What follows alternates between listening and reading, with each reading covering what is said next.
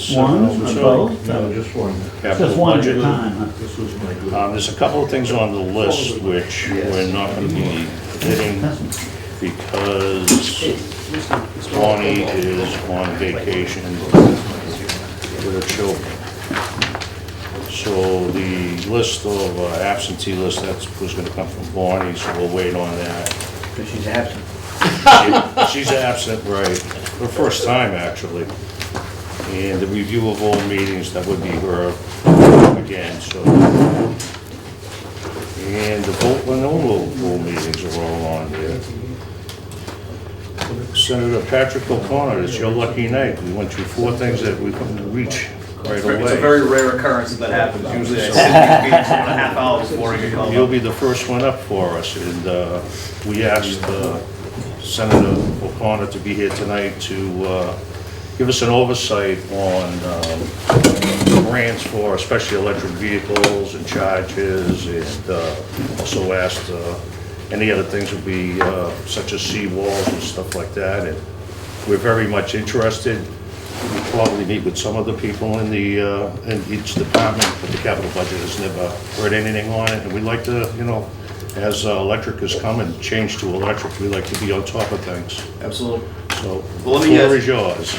So I printed this out. I don't have enough copies for everybody, but I'll email it to you. And just kind of, it's basically just an overview of what I'm going to talk about. First off, I just wanted to say it's been great to be able to work with the town in the past. I've been in office for almost 6 years. We've been very successful in getting a lot of grants through the various different programs that have been set up by the administration. And I think that the Baker administration, wearing 2 hats here, when I used to work for Senator Headland under Governor Patrick and now to Governor Baker. Governor Baker really has put an emphasis on bringing money back to communities in a way that I've never seen before, even with the previous Republican administrations before then. They really have zeroed in on the best dollar spent, and the wisest dollar spent is the dollar we send back to the towns to work on projects that have been collecting dust for 10 or 15 years. And some of the things that we've been able to secure are highlighted here.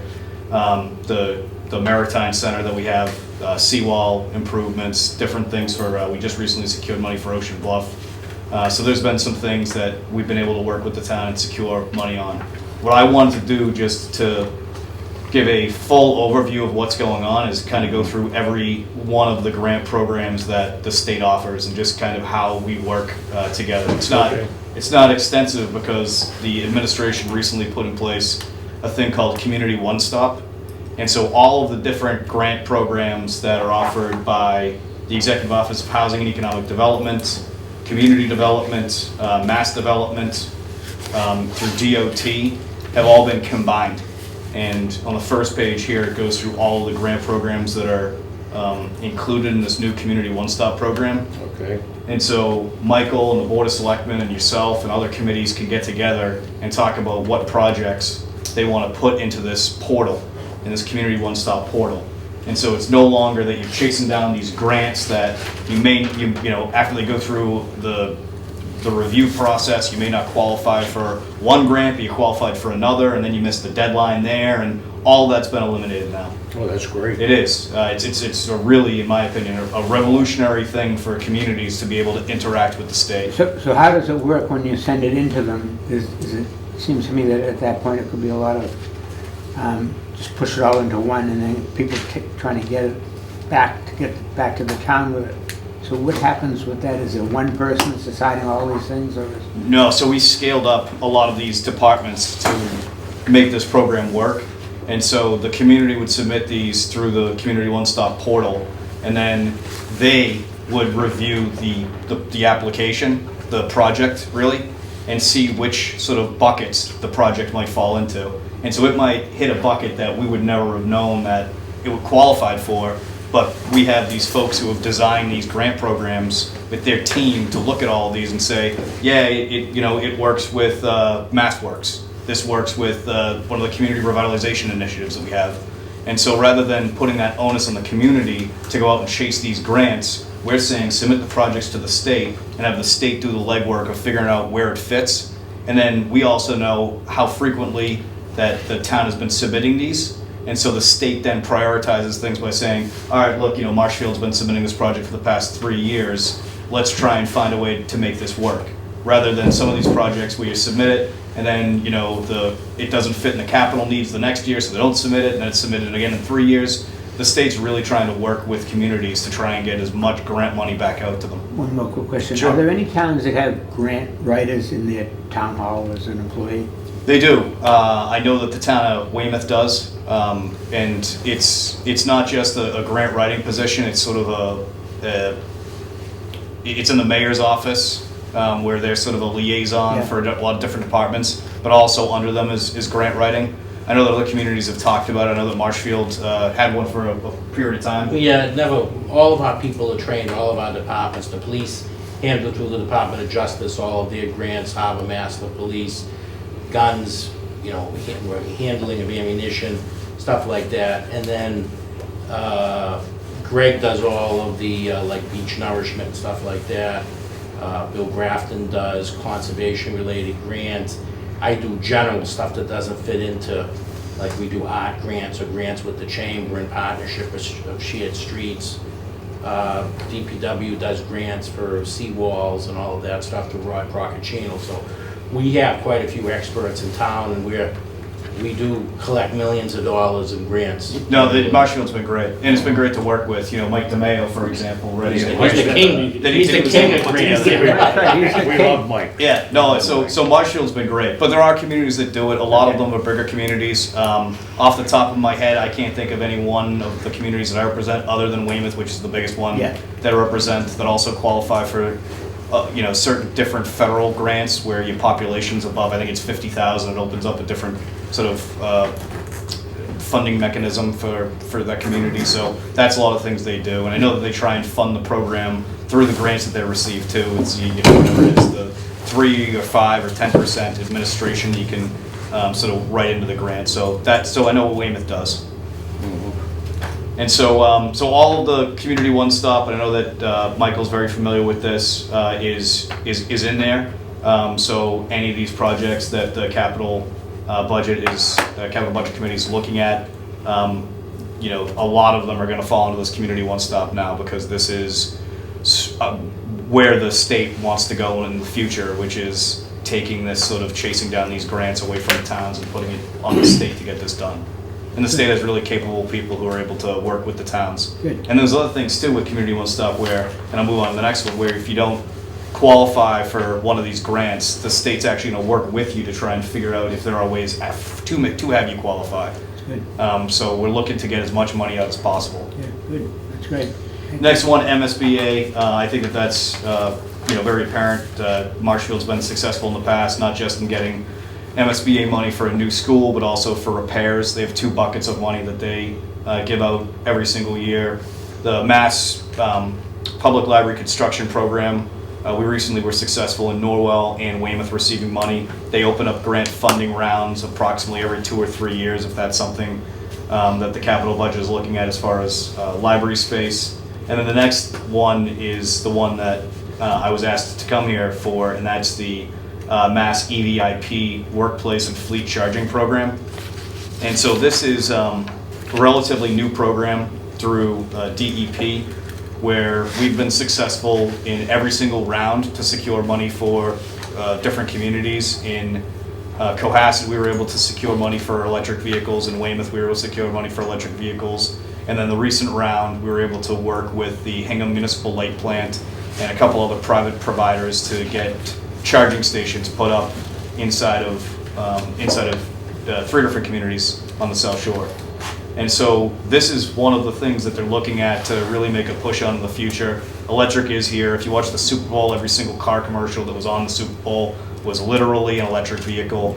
There's going to be more, in my opinion, and not less regulatory and legislation and policy that's geared towards this from a state perspective, probably at some point in time a local perspective, and definitely a federal perspective. So we want to get as ahead of this as quickly as we possibly can. Maybe they're the ones that are increasing the gas. Yeah. I think there's a lot of factors in that one.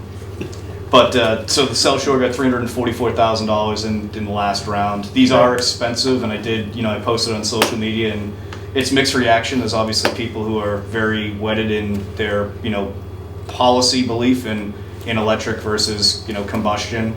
But I think that as we sort of look at this, the lens from the town and from the Capital Committee and from me is if we can get these charging stations installed and the state's going to pay for them on the South Shore, I want to take them. Right, and exactly. and these are very good ones too. The state has been on top of this, and these are going to be ones that charge a car in a relatively quick period of time for not that much money. And as these technologies and systems continue to get better, I think that we're going to be even more ahead of the game as far as just the investment that the state's made. And so when it comes to applications from the town and for different things, I think that the next round that opens up, I'd be glad to work with anyone in the community that really wants to see this happen, because the federal government, which I can't speak for, and I think it would be probably about hundreds of pages as far as the stuff that they're coming up with, there's a lot of money going out the door through the infrastructure bill and through the rescue plan and all these other elements that are going to be, for communities to apply for money for electric vehicles. Is there a time frame on the second round? They haven't announced it yet, but we can get it. It's going to be relatively soon, just because right now the state's flush with cash. Right. We had the billions of dollars that came in through the American Rescue Plan. We had a huge surplus. We're sitting on $6.6 billion in our rainy day fund or stabilization. We're obviously not going to touch that, but there are other buckets of money where it's right now.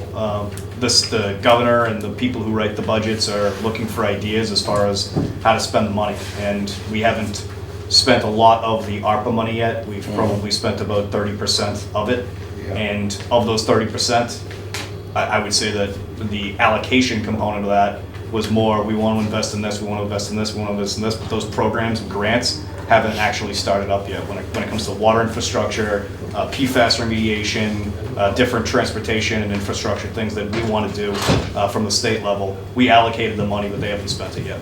Okay, and that also includes purchases of electric vehicles. Yeah, right now, there's going to be many opportunities for the communities in a quick fashion. It's not going to be overwhelming, but in a quick period of time, there's going to be grant applications for a lot of various different things that may be on the capital improvement plan, from now until 5 years, 10 years for what you're looking at, and the state's going to be a partner. Myself and Representative Kearney are going to make sure that Marshfield is very competitive when it comes to securing these dollars, as we have in the past, and we've been very successful under the Baker administration since I've been in office to be able to convince them that it's a great community to invest in, and the community partnership that we get from it, especially when you look at something like the Veterans Home that we were just able to put together with federal dollars, town dollars, and state dollars. Marshfield and the state have had really good partnerships in the past. That's great. Yeah, and I think it's a great program, and so I think that there's some legwork when it comes to the operation of it. Some communities have adopted a third party to kind of run the entire operation. Other ones, such as Hingham, use the Hingham Municipal Light Plant as the sort of operator of those. So I think that might be one of the bigger questions as far as when you go to apply for it, who does the town want to sort of get into business with, and when it comes to this. But generally speaking, I think in 10 years from now, we're going to have this be more and more of the norm, that people are going to have electric cars, and there's going to have to be charging stations, multiple charging stations in each one of these communities that I have the privilege of representing. And the quicker we can get them there, the better. Yeah, and I would imagine technology will change the charging stations too in the future. Yeah, and It'll take like maybe 10 minutes. and there are some out there right now, and it's just the various different ports that they have and how quickly they can do it. There are some out there right now that can do it in less than an hour, and to a full charge of the 500 or 400 miles, however far the car goes. These ones in particular, these are the highest of the high ends. I think they cost about $40,000 a unit, which is expensive, but you get your bang for your buck, and hopefully the state and the operator will recoup the dollars that they put into it. And that's generally what we're looking to do, is just build partnerships and get these things up in more and more locations. Has anybody looked at using this type of money for police cars? Yeah, the state police. So the state Police, yeah, okay. the state police right now is going electric with their purchasing, or hybrid, I should say, and then eventual turnover to full. I know that the town of Hingham is going hybrid with their entire fleet. So there are communities that have already sort of started to make that transition. I know that Weymouth does have some, but not all of their fleet. But I do know that all the intra-town transportation that members of Right. the Mayor Headland's administration makes, they're all making them on electric vehicles. They have charging stations at Town Hall, and then all the vehicles that, if you're leaving Town Hall, you go to the senior center for a meeting, all the employees are required, they're encouraged to transport themselves in one of the electric vehicles that they have in their fleet. Yeah, the state police of Michigan just went through a test with Ford for a year, and they loved all the electric cars. They went strictly electric, if you can believe that or not, and that's what they're gonna switch to. I think it's great for them to do it, because at some point in time, it's gonna have to happen anyway. Right. I don't know, when that specific policy is gonna come, but Massachusetts already has policy on the books that they wanna get to zero-based carbon emissions by 2050. And the legislature didn't write really much into that, other than that as our goal, and that we want that goal to be analyzed every 5 years. And we hand the keys to, environmentalists, business groups, policy analysts, economists, to figure out how to bring us there. And I think that that's the best way to do politics and policy, rather than having a bunch of politicians in a room trying to figure out stuff that they may or may not know what they're talking about. We actually give the keys to the folks that do. And we monitor the varying impacts of the environment, but also to the economy, and making sure that people can afford this. And one of the things that we wrote in to the bill is to make sure that people who are displaced by all of this, whether it be a person who owns a gas station right now, or a mechanic when you have a car that basically only runs on a battery and doesn't need much other parts, to other people inside the industry, we want to make sure that there's a fund, and it's already established. I think it has $30 million in it right now, that we work to assist those individuals who are displaced by these jobs in the future too. So we're really we're looking at this from every angle. That's great. That's smart. I think it is still. Yeah. Cool. And so that's EVIP, the Massachusetts EV charging station and workplace initiative that we have. And most of the time, if not all of the time, anytime that we get a grant announcement, I try and send it over to Michael. And I know that Michael gets it a lot of times from all of his contacts that he's built up at the State House all these years. So we're on top of all of these certain grant components. What about repairing them? That seems to be a scary thing to me. In other words, town goes out and buys 20 electric cars. How many people actually can repair them? I know they don't need a lot of repairs, but do the towns have these people, or what happens with them? There's a big question about the repairs to these electric vehicles, and I think that that's one of the more significant unknowns with it, because a lot of these cars haven't hit that milestone yet. They're still under warranty, whether they buy Teslas or Yeah. Ford, I forget the name of the Ford, the major Ford e-brand, but I think that the industry has to, figure that out, the free market, I think. Yeah. But it is, it is a concern that's out there, especially in the Tesla space, because Tesla actually, and they're the first company to ever do this in the 30s or 40s. The federal government put in place a law that the car manufacturers can't own their own stations, that they actually have to be independently owned, like, the Herb Chambers and Ernie Box and all those own these car dealerships. Tesla actually won a court case that they can own their own, and so they do. So the one in Norwell that we recently just opened up is owned by the company, so they're the first ones to ever do that. So it's going to be an interesting circumstance when those warranties end and what their fees are going to be for service. But I would say that if they're jacking fees up, there'll be an antitrust lawsuit, and we'll I'm just concerned where most of these towns have people that their jobs are not going to be lost by it. So does that mean the town's going to be actually hiring more people and increasing the budgets to take care of these electric cars? Couldn't answer that, but I do get what you're saying. If you replaced Okay. the DPW fleet with all electric Right. vehicles and there's, X amount of DPW mechanics there, what happens to those mechanics if these cars aren't going It's to a be? transition. It's like when we went from horses to cars. You know, it's a transition. We send ours out, so we've had an electric car for 3 years now. So it just came up on needing a service. So you have to do follows, but it has to be plugged in all the time. The manufacturer's spec on is that they leave them plugged in because it keeps all of the electronics at optimum functioning level. We sent ours out, it wasn't really that expensive, it was like $500 to have it serviced for the first service after 3 years. It's actually more cost effective to have the electric. So we had that one, we're on the waiting list for 2 electric pickup trucks. We were going through the state program, everyone wants the pickup trucks, so you gotta put $1,000 down to get on the wait list for each one. So we're waiting for those, and we have, as you know, we have charging stations here.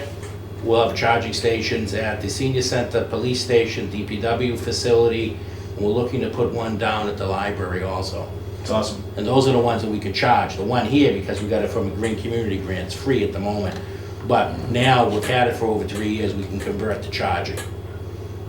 So we'll be doing that. Yeah. That's awesome. I know the batteries on my hybrid, 100,000 miles they're guaranteed for, so they got a long time. Yeah. And I agree with you, it is a bridge. This isn't gonna be a snap of the fingers and you're worrying about where all these people are going to go. It's going to be a bridge, and that bridge is gonna be supported by a lot of dollars from the federal government and the state government to local communities and to other businesses to make sure that people aren't lost in this, really significant transition that we're gonna make to electric vehicles. Very good, thank you. And then just quickly to go over the rest of them, Seaport Economic Council, the town of Situate has received one of the biggest ones that they ever gave out, $1 million. We actually got another $1 million yesterday for Cole Parkway in Situate.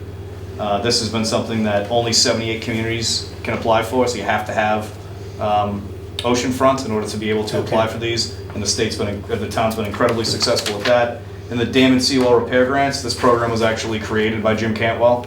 And it's statewide, and again, we had it just for seawalls when Jim was developing it. They added dams for more inland communities, so they could also apply for this. Predominant funding goes towards the seawall repair because of how expensive it is. But just recently, $2.3 million a few years ago for a seawall in Brant Rock, and again, $400,000 in 2021 we got approved for. And I worked very closely with Michael on this for revetment repairs in Ocean Bluff. So Marshfield has done an incredible job of being able to tap into this state funding, and I think that it makes sense to look at what the future holds as far as capital investments, especially in the electronic EV space, and however I can be helpful.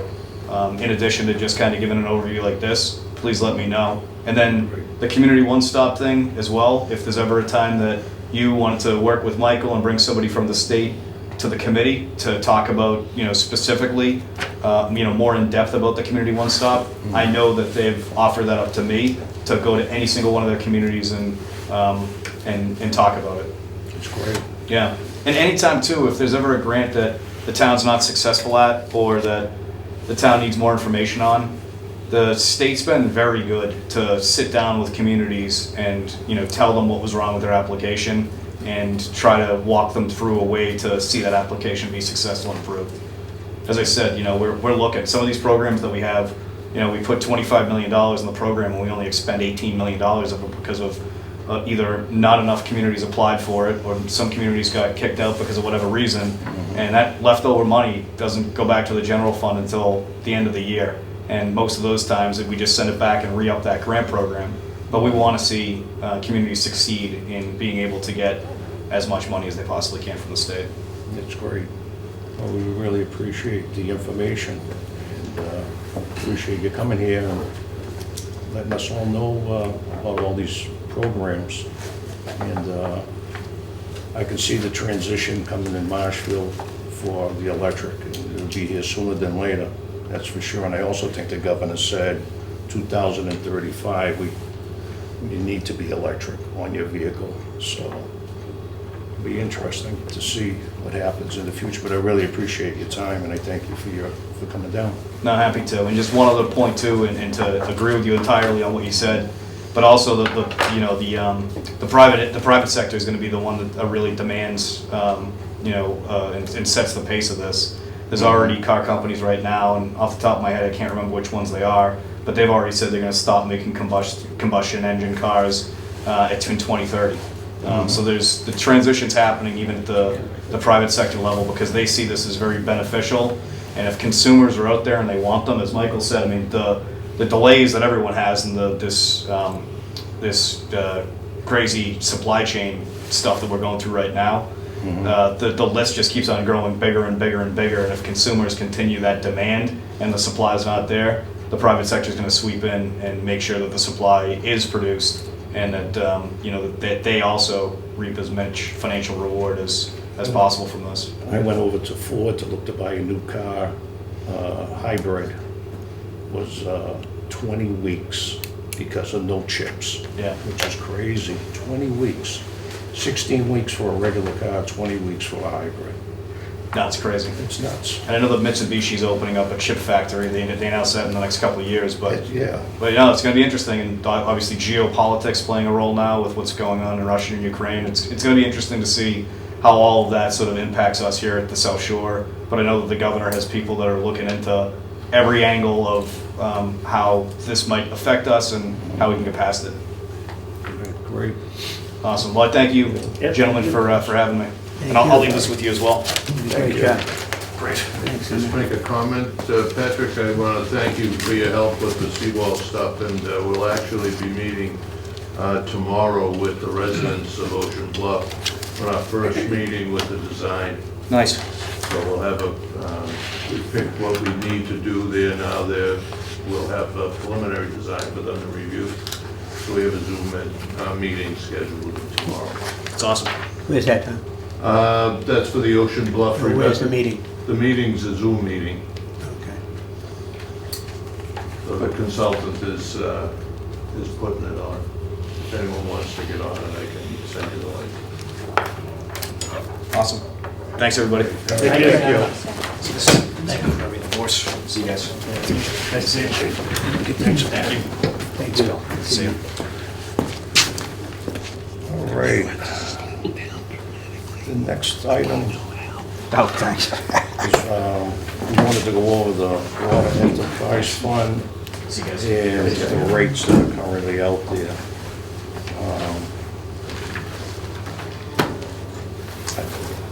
I'm thinking that, are you on the board? Mr. Shaughnessy, you said? Yes, sir. I'm trying to remember. Bob Shaughnessy. Right, are you on the I'm on the Board of Public Works. Public Works? I got elected in 2002. Right. My Been a few question years. is, do you set the water rates? The Board of Public Works sets the water rates. Okay, Yep. that's right, okay.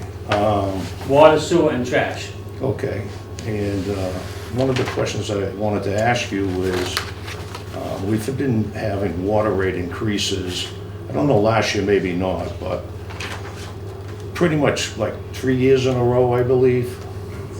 Am I right about that? I'll be right back. Yeah.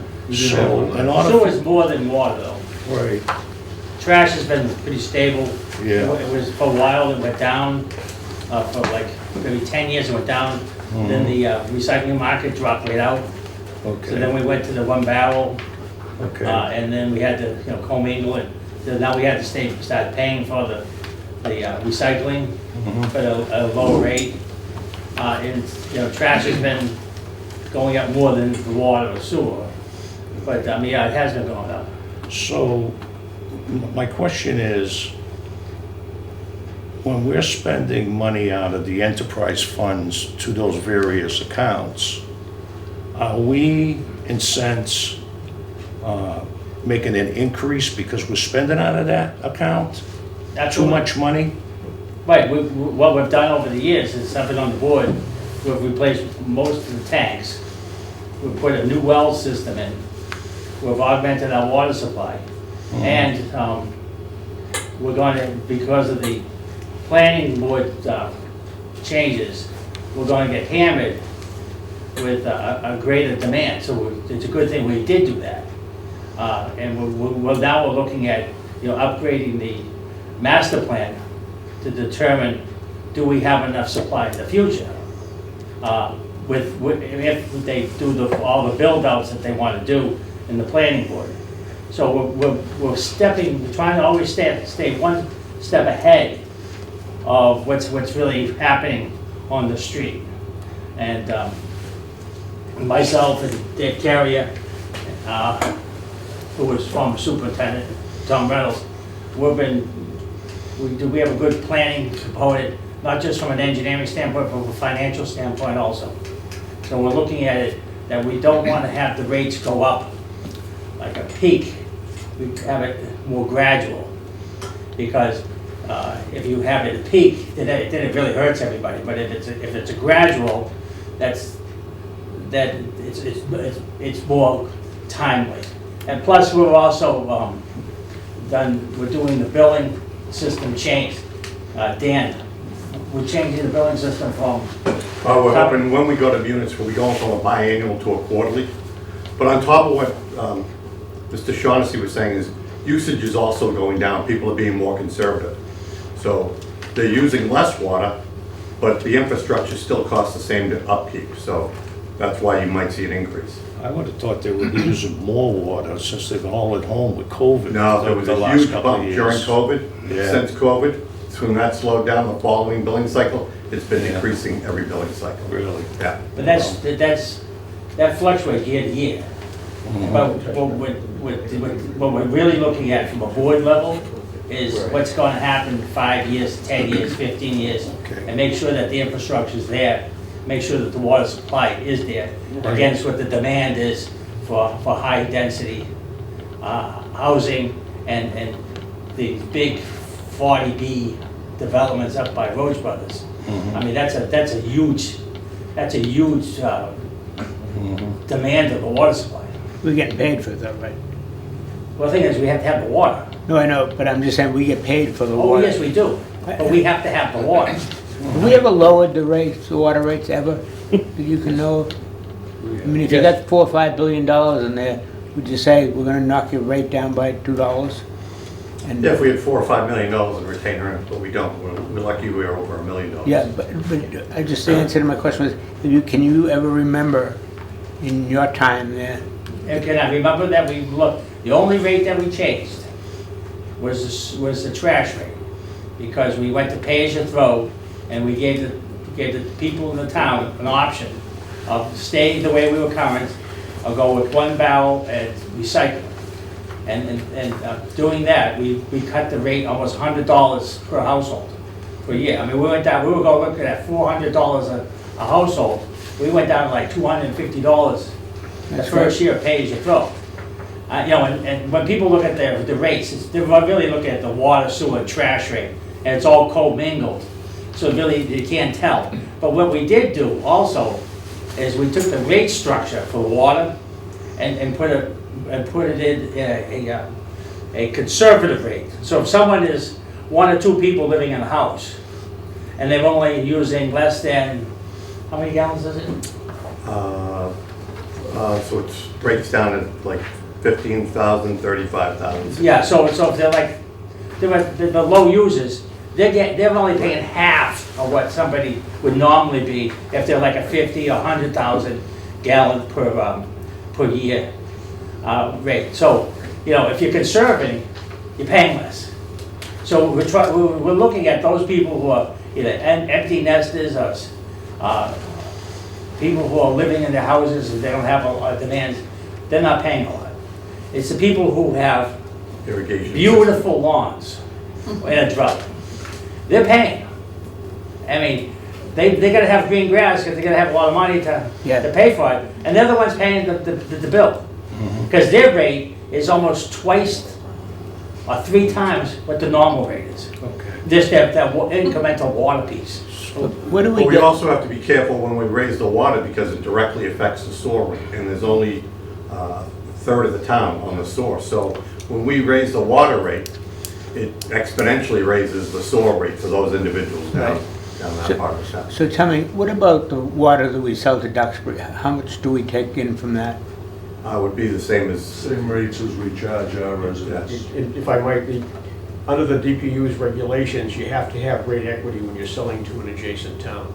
It was an Right, issue except dealt I think with what when I happened first was came last in. year, sometime in my memory, Duxbury didn't adjust for the increase in Marshfield's thing, so it was, people were billed different. But anyhow, that's immaterial. But we sell water to Duxbury and to Humrock.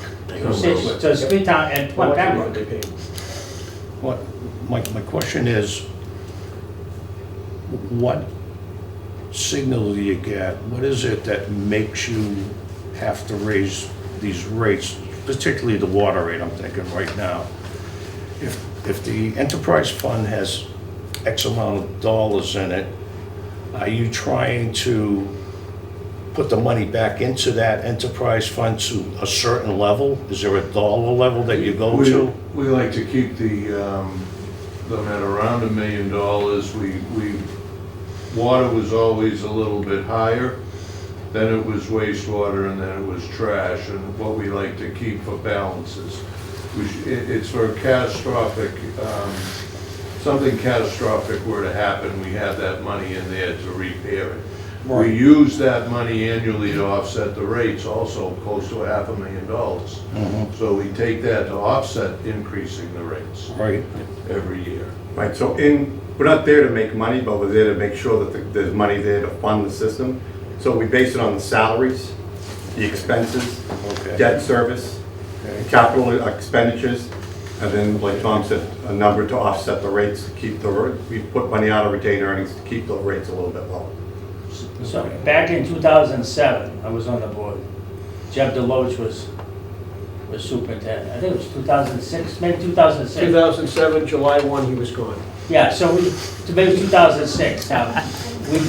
Jeb recommended to the board that we establish a lower level to keep the enterprise fund at.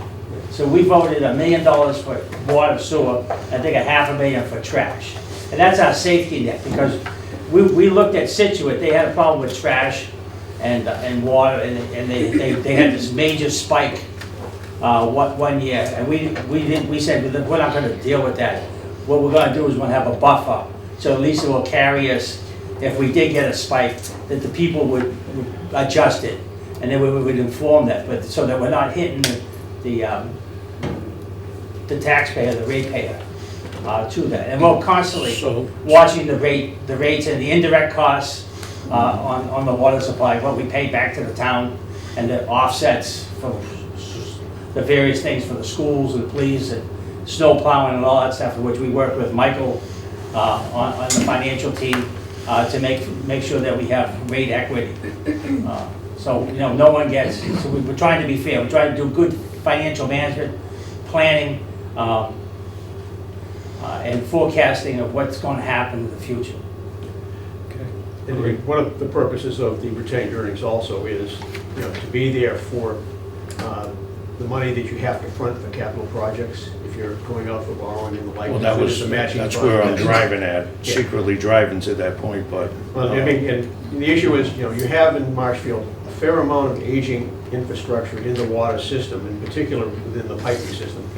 We recently lost the crossing that went underneath the South River, and we actually were in a situation where the pump stations that were operating for the low zone in this area were down to 2, and we were having a very difficult time maintaining the Pudding Hill tank at that point in time. The staff came in, did some workarounds to take care of that, but we still have a water main transfer that prevents us from having some of the other low-end infrastructure like the Telegraph Hill tank and the pump stations on Ferry Street and South River, connecting in. And the issue that's facing us right now is that has to get, one of the things that has to get replaced. And the issue becomes if we are caught in that type of situation again with a system failure at the same time a high demand situation such as a fire, that's where you have the very difficult time of trying to maintain public safety and water pressure to the residents in a given zone. We could cross tie the zones, but we were handicapped by that with that South River tie. We need to resolve it. We need to resolve What's that? it. Could you use salt water for fire? It's a common system right now, so no. No, you could, the water would, the salt water would corrode the equipment really fast. Yeah, the fire equipment would, the pumping units and stuff like that are built for fresh water, not salt water. You need a different set of equipment. Right. Just wondering, anybody else have any questions? I will say also, Jack, that trying to get pipe, the 40% increase in cost, and it takes up to 15 to 16 weeks to get, you can't get 8-inch pipe right now. You can get the smaller and the larger, you can't get 8-inch, and that's the common size. Anybody else? Yeah, so you're forecasting a lot of unknowns. How reliable, when you look out 3 and 5 years, you say you're building up, how reliable has that been historically? And do you put out those We numbers? do a 5-year rate structure. Okay, Engineering does a 5-year rate structure, then we based it on 5 years. But beyond that, we have a master plan that goes out and looks at what else is going on with our system, how old it is, what the infrastructure is, what the demand's going to be with development and planning, and that's all captured in the master plan. okay. And it's a rolling 5-year? They're actually doing that right now. The master plan is being upgraded. If you think of one other item, we were also limited to how much water we can take out of the ground by DEP. Right. Even though we are the last stop before it flows into the ocean, we're still restricted by the number of gallons, maximum number of gallons we can take, which is one of the issues that Bob was alluding to when you start bringing in these mega structures and facilities. How many times does that happen? But That you haven't had the water to go to the 2 different places? that you're I talking bet about? in my time with the town, which goes back to 2005, we've only had one situation, I think in addition to that, where the main went right out at the intersection of Main Street and Plain Street. You know, and Yep. we were limited at that point in time. That was after I had left, the position. Yeah.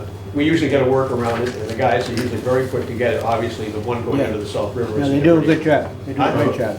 We have a stub at Plain and Willow, Ocean and Willow right there, and we also have a stub at Webster at CVS that we're looking to cross High both pressure. of those The high line and the low line. Above ground. above ground across Willow Street, and then we'll jack above ground also on the bridge. The bridge is supportive enough to run that main through on the backside of Molly This Park. is above the river.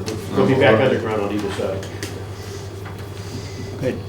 That water break was unbelievable, because I was there, Rod had invited, and we brought out the drone from the police department to see it. It's in a precarious spot to get to. It's in the very end of the marsh, so you'd have to traipse across the marsh from Kent Park, or take like a barge down to work Yeah, on it. yeah. It's right, and from an aerial view, it looks like a nuclear explosion or a meteor came down. You can see it, yeah, perfect Can you see circle. it from your house, Mike? I couldn't until but from the drone, I suppose if it was, the ground was solid enough, you could actually walk out there in the Probably. And to winter. replace that pipe, we would have all kinds of environmental issues. Yeah. We would, yes. I should be putting fresh water into the South River there to get that terrible. Have to get Bill Graff. Probably find out what's threatening some fauna or flora. Anybody else have any questions? Okay, I'd like to switch right into the capital budget request for this year in the enterprise funds. Since we're all here, I think that would be a smart thing to do, and to just go over and review it. It's like the second last page, actually last page. Nope, give it a different one.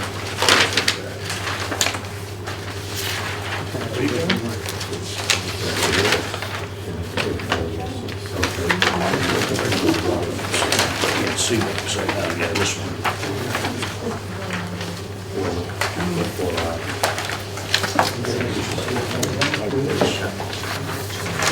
They want to talk about solid waste, solid waste water. All right, go through this. Mr. Town Administrator, I have a question for you. Just want to make sure that you... Yes, Mr. Chairman. Am I on the DPW solid waste, the page I'm on is 125,000? Is this the current copy that we're using right now? Solid waste is 325. Total, right, but the first item was 125? Yes. Okay, so I'm on the right one. Okay, great. The very first item that we're coming up with, down is generator for $125,000.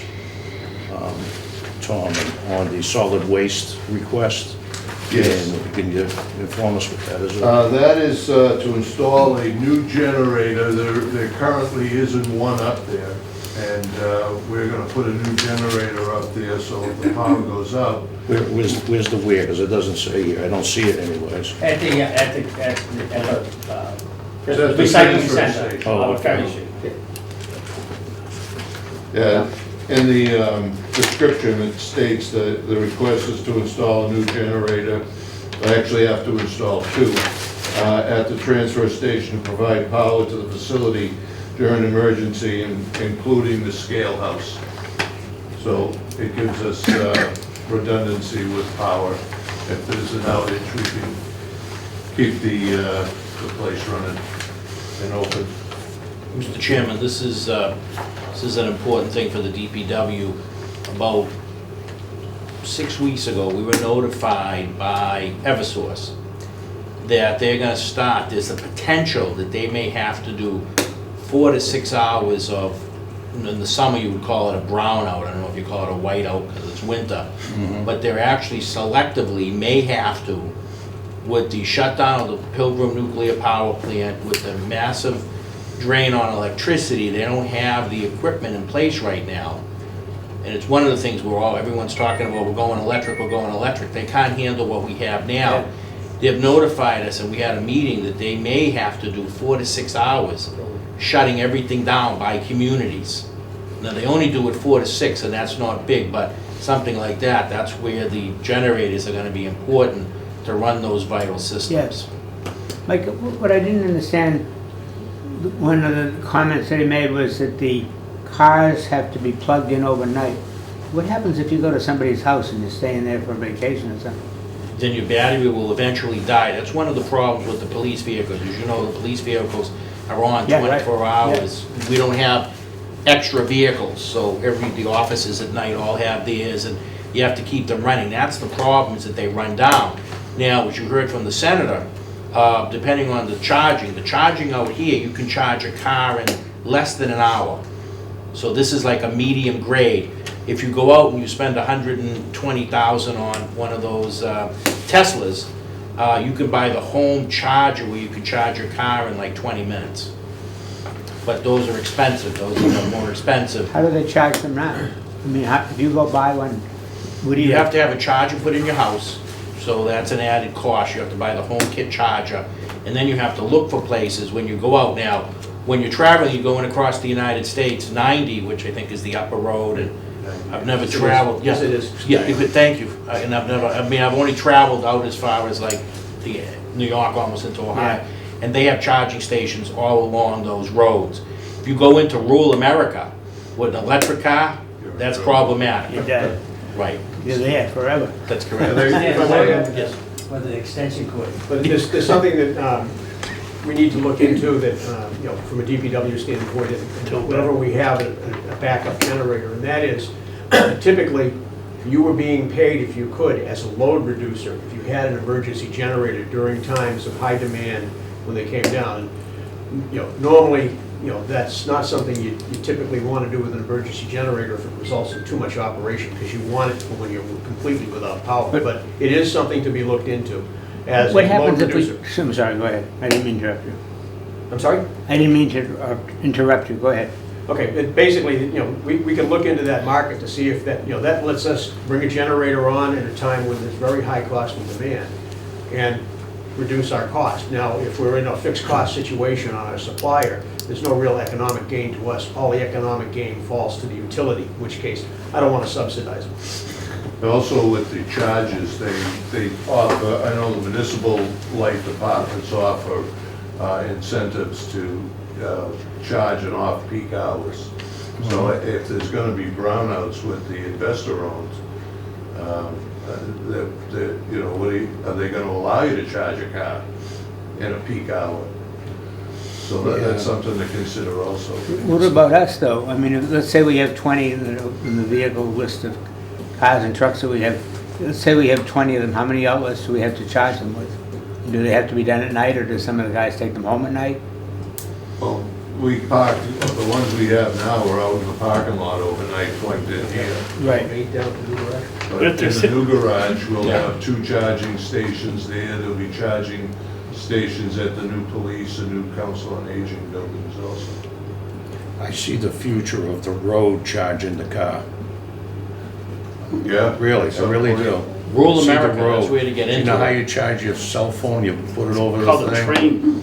Yeah, someday, yeah, it's called the train, right. Yeah, Yeah. all like the lights, your garden lights Yeah. with that little. Yeah. Okay, alrighty. Replace loader, replace with tree truck for waste, DPW solid waste, am I looking at that right? Yeah. Second item? The Volvo replaced the loader, right? Yeah, Yeah, we're gonna replace. it says with tree truck, No. that's what it says on, right here, what I'm reading, on the yellow sheet. Solid waste, yeah, at the top, Top does item. say, Replace loader with Replace tree truck. loader. Somebody must have cut and paste wrong. Yeah, I don't have it. and then you have the Volvo one, Tom, down here on the highway. Sounds like something got transposed. Yeah. Solid Okay, so- waste is to replace the loader with a Volvo, a new loader, because of a number of issues. I got the amount, is the amount 200,000 It's correct? 200, yeah. Okay. And this is And the that loader they doesn't- use This is a inside. daily, to load the trucks out with the rubbish that comes into the tipping floor. And it's used in the wintertime, snow and ice, to load trucks out of the Clayton Road salt shed. The current one broke down at least twice this year, and it's like 20 grand a pop to get it repaired. So it's really hurt the solid waste budget. So the extra, so if you get a new one, the old one will be a spare, No, the old one will be traded you're in. gonna trade it, okay, cool. Yeah, it's gonna It's just replace loader. be, yeah. I've heard we've done well with some trades too. We did very well with trades and auctions, yeah. That's great. All right, drop down to wastewater. It's 3 items. The first one is a NPDES permit This is the compliance. NEPDES compliance. This has to do What is with that? the outfall, the DEP and the Okay. EPA. These are mandates unfunded by the federal government. Okay, So we're required to do all this reporting of our outfalls and our wastewater outfalls and all our pump stations. So it's are a you lot. also talking the line going out 1.5 miles? It also involves that outfall. yes. Really? Wow. What does that mean? NPD? National Pollution Effluent, The something or other system, I discharge, forget something which. system. Discharge permit. Discharge, yeah. And when's that due by? It's ongoing. Every year we have this on the capital. We have one for water, we have one for, we have one in engineering, and we have one in wastewater. Okay. All right. We're down to replace TV and camera truck. Didn't know we had one. I didn't know we had one, that's right. We Where's the have camera and TV truck? We have a box truck that houses a submersible camera vehicle that goes in, records all our sewer lines. So we have the capability to go in and video all of our mains, so we know the condition that they're in. Okay. And This sounds like something they use in Treasure of Oak Island or whatever. Yeah. It's just- now you can use it in drainage and in wastewater.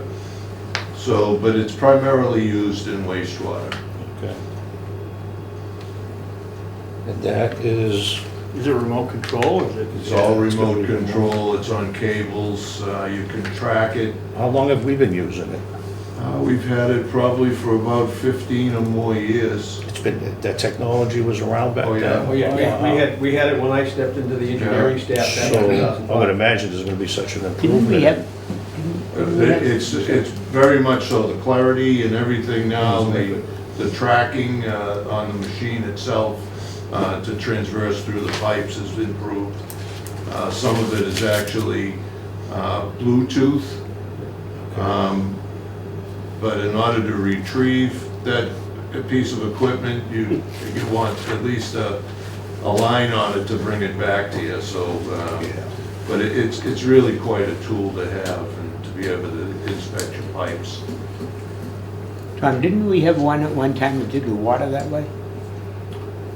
I mean, water you can, they have what they call a snake eye, and that is a small, maybe half-inch diameter, and that's used for water. These are bigger cameras that are actually on Did tracks. we go out to another company to do it for our, I remember doing it. We've hired people to come in and do camera work, and if we hire a company to come in and Citroline the pipes to put the liners in, they would first go through it and camera it. Okay. Yeah, flush it, camera it, and then they'd run the Citroline. Yeah, I just remember them using it for water. Yeah, when we did those lines. Yeah. Okay, so the next item, and the last item in the wastewater request is a replace Vector truck for $535,000. Have we replaced that in the last few years? I thought we did. About 4 years ago, we replaced the back end, Okay. and the truck itself is junk. We pushed it into the shop last week after a sewer backup. It's a critical piece of equipment if we have any type of a blockage or break. And the one fallback on it though is the cost. Yes. It's very expensive. Very expensive. And our truck, we don't know if it's gonna work the next time we need it. What we were able to do with this truck is, Mack truck is what we try to change our fleet out to. Mack truck, if we were to put an order in today, we wouldn't see that Mack truck until fourth quarter '23. So, and we can't afford to wait that long. So what we've done is we've gone through the pool trucks that Vector themselves have, and that this truck will be available to us in August, the 1st of August, rather than a year from now. Do you expect about a 4-year lifespan for that too? No, we're hoping now that we have someplace to put it inside, Okay. that we're gonna get longer life out of it. But that truck has been outside in the elements. It needs to be indoors because of all the components. There's heaters on it, there's water tanks, and we have no place right now to keep it so that it won't freeze on us. Well, you replaced the back end 4 years ago. How old is the truck itself? The truck itself was probably, at that time, 15 years old. Yeah, it was So it's a 20-year-old truck. oh yeah. Got their money worth out of it. Yeah, we should get a pretty decent trade-in for it. I'm hoping anywhere between 75 and 100,000. And some of the projects we have coming up right now, both at Plymouth Avenue and elsewhere, that truck is gonna be essential to us. Oh yeah, we could have used it Friday. Yeah, and we'll also be able to clean catch basins with it. So there may be money available also from some Chapter 90 money to help offset the cost.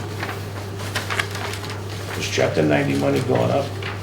The governor, because we have all this excess capital that Well, the supposedly governor actually put a supplemental budget in this past Monday, Really? increasing it $100 million. That's something we've been fighting for a long time. So we're getting the whole hundred, eh? He did, he gave us, Yeah, that'd be great. yeah, he came in when he got elected, promised 100, and he gave it to us. Now he's going out, and he's giving us the 100 again, so. But I mean, All right, the issue well, is while he's increased the total budget in Chapter 90, the cost per mile that we received has not been increased. No. You have more fight left in you for that? well, We built for. Tom, we hate to ask you to come back again, but that's gonna be one of the requests for tonight. Sure. We have, my buddy Dean needs to get to Canada, I hate to say it, but I gotta tell you, he's dedicated. He literally is driving to the border of Canada tonight. He called me. Out with a trailer truck. He called me and he said. No, he did. He said, I'm going, I can't make the meeting. He tells me this yesterday. And I said, well, we're gonna have a big meeting. And then he said, you know what? I'll come. And I can't believe it. Unbelievable. Mr. Chairman, before we leave though, could you quickly vote on, just so we start to do some votes, because I'm gonna need to get the votes, because before the warrant is printed, which I'm gonna print the 29th, so the 22nd is when it has to be available. March So 22nd. March, well, that's when it's available to the public, so I'm Right. gonna need your stuff the Mhm. week prior to that, which would be Right. the 3/15, 15th, 14th, 14th. 14th, yeah. So if you could vote on the solid waste ones that you went through and approved, and the wastewater, I think we can do that. that would be huge help. I think we can do that. All right, we just grab I will say, preface this by, I believe that the, Just, I was just gonna say, there's only 3 items in water, and that would take care of all the I enterprise. thought I did. You know, you did solid waste and Oh, wastewater. where's water? Fine. Next page. Oh, mine was folded. Sorry, Dean. No problem. I'll drive you to the. expressway. bother me. We're chipping it for gas. Water main upgrades, Wrexham area. Yeah, we have Wrexham, we're replacing the water main up there, Circuit Ave West, Surf Ave. There's some issues up there that we're addressing along with Willow Street and South River stuff. My question is this 8-inch pipe that you can't get? This is, we may use 6 instead of the 8. So if we can get the 6, we've got some 8, but we're hoping. This is a replacement, These are all replacements. so we're These are gonna replace loop- it, it's what's here now, 8? It's actually, it's, what's there now is 8-inch, but it's probably, it's AC, it's, not ductile, but cast iron and AC. So we're replacing that With with the all 6. ductile. We're replacing an 8 with a 6. Well, we'll use a 6 if we have to, but we would prefer the 8s. So it's, we've reached out to everyone to get as much. Yeah, pipe no, I as we understand, can. I know it is, I know it. So- I just didn't understand how we can go from, when you bring in a new subdivision or something like that, it's gotta be 8, so now it's gonna be 6. Oh, right. No, down and along the beaches, as long as we have 6 inches, that's adequate for fire protection. What we like to do is run the 6 off of the 8, Yeah. the laterals for the hydrants. But you have to improvise if the material isn't there. Plastic's even more expensive than ductile iron. Yeah. And some of that old cast iron pipe is no longer have the internal diameter. Aren't the there 8 a lot of inch 2-inch still down there? 40, 2-inch still down Oh, there? yeah. Thought there was a lot of 2-inch down there. Anybody else have questions? Nope. We also have the purchase of a utility service truck with a crane, an air compressor, a generator, and a light. Yeah, this would be, this service truck would be for going out and doing mains work at night, emergency work. It would have a lighting equipped. It will have a crane to be able to set the valves or pull a hydrant up after an accident. if we send the on-call guy out, he's not killing himself trying to get the hydrant on the back of the truck. So just having the ability to plug in your jackhammer, all your electricity in one vehicle, you put your pumps in there, all your shovels and tools.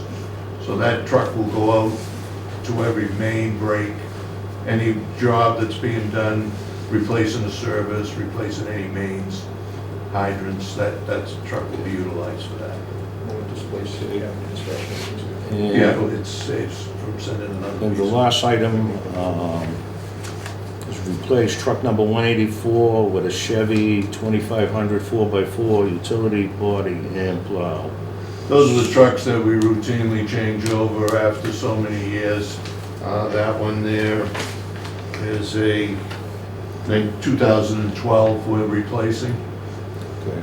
So it's 10 years old. Try to get the best bang for your buck with the trade-in on those before they run into the ground. What's the mileage on it? Mileage on this one is 162,470. Tom, just as a quick question going back, because I want to forget it. I don't understand, when you do this $60,000, whatever it is for a truck, when you're replacing something, I can understand. When you get to the ones we just talked about a little earlier, when they go in for, you said trade, we trade it in, can't you know roughly ahead of time and not show us $600,000, but show us $500,000 or something like that? Ahead of time? Well, in other words, we're looking at a budget and we're saying whatever the item was $600,000.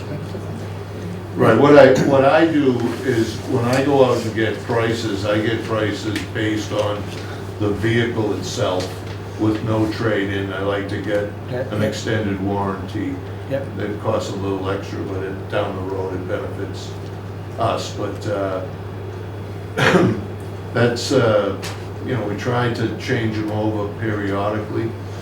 Plus, we're talking about the vehicle now, and then it goes to town meeting, and by the time we order it, it's on Right. next year, it's the next Yeah. order. And I don't. Year on after that. One of the problems is, again, like Dan just alluded to, is you wait for that new truck. Bill. We've got trucks we ordered last April that we still haven't gone on the assembly line. Have we paid for them? No. Well, no, we've got our POs in for them once they were approved. But, by the time, here we are in March, when town meeting votes on this money, that's when we order the truck. That's when they come out and tell us how much it's worth, because it could change Yep. between now and when we buy the truck. But I mean, if you get Going up. a large trade-in, we just roll that back against the capital project and it Right. rolls over to the next year's capital surplus. Right. Still, they can't predict it because it's auctioned. That's the reason why. Same thing with the ambulance, we got the same problem, we got 2 ambulances on order, we had to pay 50% up front for them to build, they're custom built. And they're behind because they can't get the parts, they can't get the steel, they can't get the plastic, it's unbelievable. Yeah, it's crazy. All right, so I think we went over all these items here. I'd like for the board to look over the items that we were just discussing on the big page here, the solid waste, the wastewater. Do we have to do one, Mike, can I do it blanket, or can I, if we have a... If you could do it, Mr. Chairman, I'd recommend, say you're gonna do a Individually? vote on wastewater, and then list the list whatever the number of the Okay. projects are and the total Okay. dollar amount. Okay. Before we put a vote on, is there any discussion on any items from anybody? Any additional discussion? I wasn't planning we were going to vote on tonight, so I'm...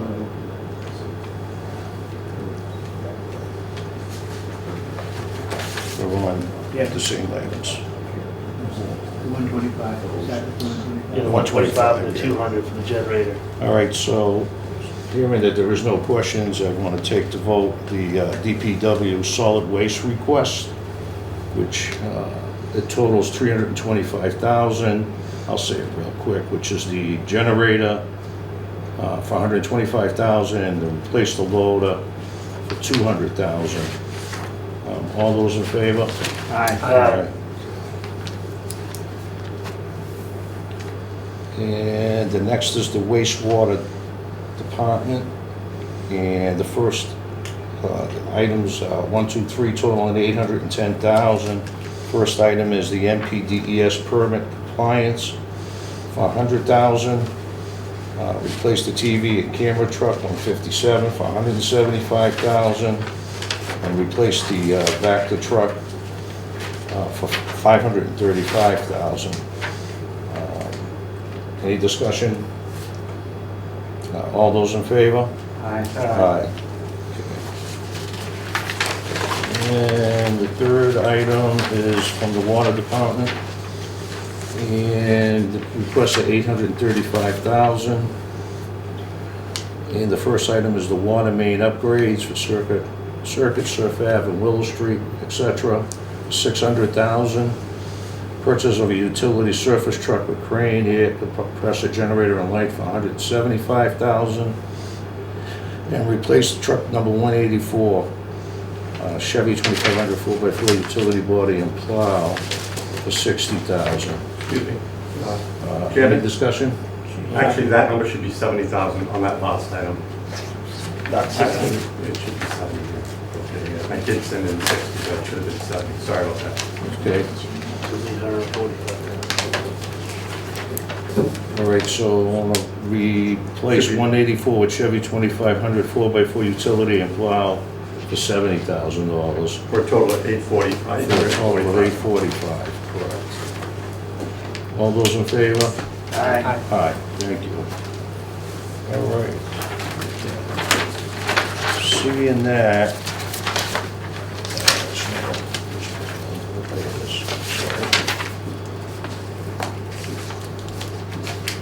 I think I'm looking for a motion to adjourn.